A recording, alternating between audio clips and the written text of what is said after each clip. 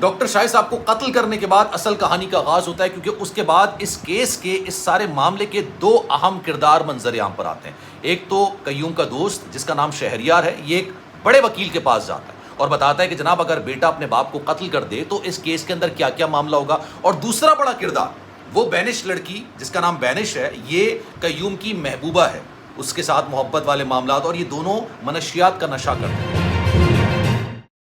بسم اللہ الرحمن الرحیم، السلام علیکم، آپ سبھی کو خوش آمدید۔ میں ہوں سلمان مرزا اور آپ دیکھ رہے ہیں میرا یوٹیوب چینل اور Facebook page sum up with Salman Mirza. Video کے آغاز میں تہہ دل سے آپ سبھی کا شکریہ، کیونکہ یہ ویڈیو دیکھنے کے لیے آپ نے اپنا قیمتی وقت نکالا ہے، اس دعا کے ساتھ کہ آپ جہاں ہوں خیر و عافیت سے ہوں، صحت مند ہوں اور تندرست ہوں۔ ڈاکٹر شاہد صدیق صاحب جن کو بے دردی کے ساتھ قتل کیا گیا، اس وقت جب وہ نماز جمعہ کی ادائیگی کرنے کے بعد مسجد سے باہر نکل رہے تھے، ان کا چھوٹا بیٹا تیمور ان کے ساتھ موجود تھا۔ اب اس کیس میں ہوش ربا انکشافات سامنے آئے ہیں۔ اس کیس کے محرکات کیا ہیں؟ کیوں قیوم نے اپنے والد صاحب کو قتل کیا؟ کیا یہ معاملہ 13 کروڑ کی گاڑی کا تھا؟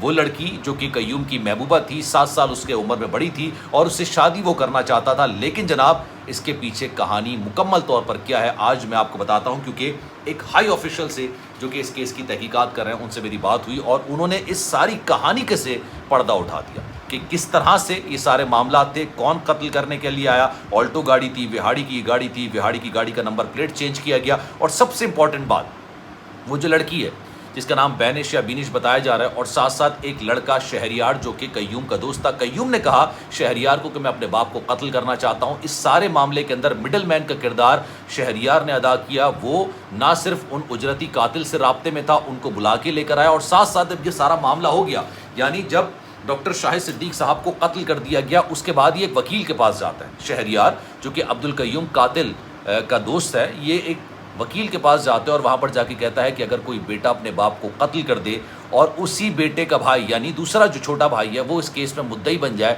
تو کیا کیا دفعات لگ سکتی ہیں۔ وہاں پر ایک پولیس اہلکار یا کانسٹیبل آپ کہہ سکتے ہیں، وہاں پر وہ بیٹھا ہوا تھا۔ کس طریقے سے عبد القیوم کو پکڑا گیا آج میں آپ کو بتاتا ہوں۔ بڑی مکمل اور جامع کہانی جو اس کی سچائی ہے نا وہ نکل کر سامنے آئی ہے۔ ہوا یہ ڈاکٹر صاحب جو ہیں انتقال کر گئے، ان کو بے دردی کے ساتھ قتل کر دیا گیا، اللہ ان کو جنت نصیب کرے۔ ڈاکٹر شاہد صدیق صاحب، ان کی 3 بچے ہیں، ایک بیٹی ہے اور 2 بیٹے ہیں جناب۔ بڑے بیٹے کا نام قیوم ہے، چھوٹے بیٹے کا نام تیمور ہے۔ قیوم کچھ کام وام کرتا نہیں تھا، اچھا پیسے کی کوئی کمی نہیں تھی۔ ڈاکٹر صاحب جو ہے وہ ایک بڑے مشہور ڈاکٹر بھی ہیں، ان کا پرائیویٹ ہاسپٹل بھی ہے، پی ٹی آئی کے بانی رہنما بھی ہیں، یہ پی ٹی آئی کو کہیں نہ کہیں جا کر سپورٹ بھی کیا کرتے تھے، یہ مالی جو ہے فوائد بھی ان کو پہنچایا کرتے تھے، فائنینشیل کافی زیادہ سپورٹ کی جاتی تھی، سب یہ بات جانتے ہیں اچھی طریقے سے۔ اچھا جناب ہوتا یہ ہے کہ عبد القیوم جو ہے نا اپنے باپ کے پاس آتا ہے اور کہتا ہے کہ جناب میں اس لڑکی کے ساتھ شادی کرنا چاہتا ہوں، بینش اس کا نام بتایا جا رہا ہے، اور ساتھ ساتھ اس نے کہا کہ مجھے 13 کروڑ روپے کی گاڑی چاہیے۔ ان کے والد صاحب کہتے ہیں کہ بیٹا یار اتنی مہنگی گاڑی کا کیا کرنا، اور مین وائل وہ اس لڑکی کے بارے میں تحقیقات کرتے ہیں کہ جناب یہ لڑکی کون ہے، کیا یہ واقعی میں میرے بیٹے سے پیار کرتی ہے، یہ پیسے کے لیے سارا کام کر رہی ہے۔ پتہ چلتا ہے کہ جناب ان کا بیٹا منشیات کی لعنت میں ملوث ہو چکا ہے، اور وہ لڑکی بھی منشیات کی لعنت میں ملوث ہو چکی ہے۔ ان دونوں کا ملاپ جو ہے نا وہ منشیات کے ایک اڈے پر ہوا تھا۔ آئس کا نشہ بے تحاشا نوجوان کر ہوتے ہیں، اور یہ لعنت ہے، میں آپ کو سچ بتاؤں، اگر یہ ایسا نشہ ہے کہ آپ کو دلدل کے اندر لے جائے گا اور پھر نکلنے کا کوئی راستہ نہیں ہوتا ہے۔ ڈاکٹر صاحب کو اپنی زندگی میں اس بات کا احساس ہو گیا کہ جس لڑکی کے بارے میں یہ بات کر رہا ہے نا، یہ لڑکی ان کے بیٹے کو بالکل تباہ و برباد کر دے گی۔ وہ اپنے بیٹے کو کہتے ہیں بیٹا یہ لڑکی تمہارے لائق نہیں ہے، ہمارے گھر کی بہو بننے کے لائق نہیں ہے، میں نے اس کے بارے میں پوری مکمل تفصیلات نکلوائی ہیں، اور یہ جس مقصد کے لیے شادی کرنا چاہ رہی ہے یہ بالکل مناسب نہیں ہے۔ عبد القیوم نہیں مانتا۔ ساتھ ساتھ اس کو یہ بھی کہا جاتا ہے کہ جناب 13 کروڑ روپے کی گاڑی بھی تھوڑی کم سستی گاڑی، 13 کروڑ روپے کی گاڑی یار، مطلب وہ جہاز خریدنے کی پرائیویٹ جیٹ کی بات نہیں ہو رہی، یہ گاڑی 13 کروڑ روپے کی گاڑی کی بات ہو رہی ہے۔ یار کوئی سستی گاڑی چلا لے بھائی، ابھی فی الحال نہ، میں بعد میں دلا دوں۔ اچھا مین وائل ان کے درمیان نہ جھگڑا ہوتا ہے، ان کے درمیان بات چیت بند ہو جاتی ہے، عبد القیوم اور ان کے والد ڈاکٹر شاہد صاحب کے درمیان بات چیت بند ہو جاتی ہے۔ اب ڈاکٹر عبد القیوم ہے، اس کی محبوبہ اس کو کہتی ہے کہ جناب یہ کیسا باپ ہے، تمہیں کوڑی کوڑی کا یہ محتاج کر دے گا، یہ تمہاری راہ میں سب سے بڑی رکاوٹ ہے، تمہارے کل کے بینک اکاؤنٹ بند کر دے گا، تمہارے اے ٹی ایم بند کر دے گا، یہ ساری چیز ہو جائے گی۔ پھر یہ اپنے دوست شہریار سے رابطہ کرتا اور کہتا ہے کہ یار یہ میرا باپ بننے کا لائق ہی نہیں ہے، مطلب جو مجھے میری خوشیوں میں رکاوٹ پیدا کرے، جو میرے ساتھ مسئلے مسائل پیدا کرے، میں تو اس کو مارنا چاہتا ہوں۔ شہریار اس کا دوست ہوتا ہے، وہ کہتا ہے چلو ٹھیک ہے، یہ 20 لاکھ روپے ایک شخص کو دیتے ہیں، مطلب کروڑوں کی ڈیل کی جاتی ہے اجرتی قاتلوں کے ساتھ مل کے۔ اجرتی قاتل جناب وہاڑی سے منگوائے جاتے ہیں، آلٹو گاڑی کے اندر آتے ہیں، جمعے کا دن ہوتا ہے، ان سب کو پتہ ہوتا ہے کہ جمعے کے روز جو ڈاکٹر صاحب ہیں یہ ویلنشیا کے ایک مقامی جو بینک ہے وہاں جاتے ہیں، وہاں سے پیسے نکالتے ہیں اور پھر غریبوں میں یہ پیسے بانٹتے ہیں۔ اچھا، وہاں پر ان پر حملہ کیا جاتا ہے، پہلے جمعے کو صبح ان پر حملہ کیا جاتا ہے، بینک کے وہاں پر ملازمین اور کافی زیادہ لوگ ہوتے ہیں، لیکن یہ خوش قسمتی سے اس حملے میں بچ جاتے ہیں۔ اس کے بعد یہ گاڑی میں جو ان کے حملہ آور ہوتے ہیں بیٹھ کے فرار ہونے کی کوشش کر رہے ہوتے ہیں۔ اچھا، اس ساری جو گاڑی کے اندر، آلٹو گاڑی کے اندر جو یہ 3 حملہ آور موجود ہوتے ہیں، اس کا پیچھا نا عبد القیوم مسلسل کر رہا ہوتا ہے کہ بھائی میرے باپ کو مارا نہیں مارا، کیا ہوا کیا نہیں ہوا۔ جب وہ دیکھتا ہے کہ جناب میرے باپ تو زندہ ہے، یہ حملہ تو ناکام ہو گیا، تب یہ دوبارہ سے ان کو کال کرتا ہے اور کہتا ہے کہ بھائی میں نے تمہیں پیسے دیے اپنے باپ کو مارنے کے لیے۔ تو کہتے ہیں کہ بھائی حملہ ناکام ہو گیا، ہم پھر کسی دن اس حملے پر امپلیمنٹ کر لیں گے۔ نہیں جناب، آج ہی کرنا ہے، یہ ساری چیزیں آج ہی ہونی ہیں۔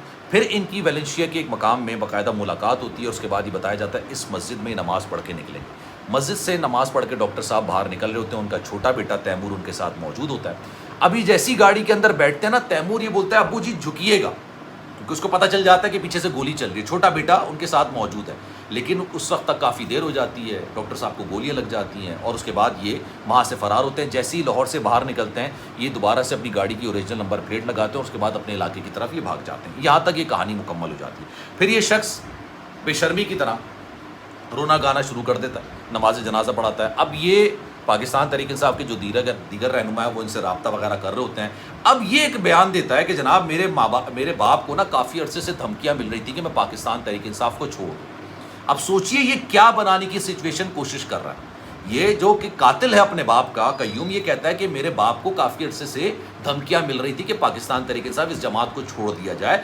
یہ ایک طریقے سے اس کو بلڈ اپ کرنے کی کوشش کرتا ہے۔ مین وائل ہوتا کیا ہے، یہاں سے پکڑائی کہاں سے ہوتی ہے، یہاں سے نئی دلچسپ کہانی کا آغاز ہوتا ہے۔ اس کا جو دوست ہوتا ہے نا شہریار، یہ جاتا ہے ایک وکیل کے پاس سیف سائڈ کے لیے۔ یہ کہتا ہے کہ جناب اگر لیٹ سپوز ایک بیٹا اپنے باپ کو قتل کر دے تو پھر اس پر کیا کیا دفعات لگ سکتی۔ واقعہ ہو گیا، ڈاکٹر صاحب مر گئے، ان کی تدفین کر دی گئی، ٹھیک ہے۔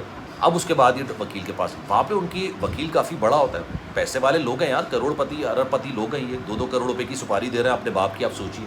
تو یہ ایک بڑے وکیل کے پاس جاتے ہیں، ان کے سیکیورٹی کے لیے ایک کانسٹیبل بھی وہاں پر موجود ہوتا ہے۔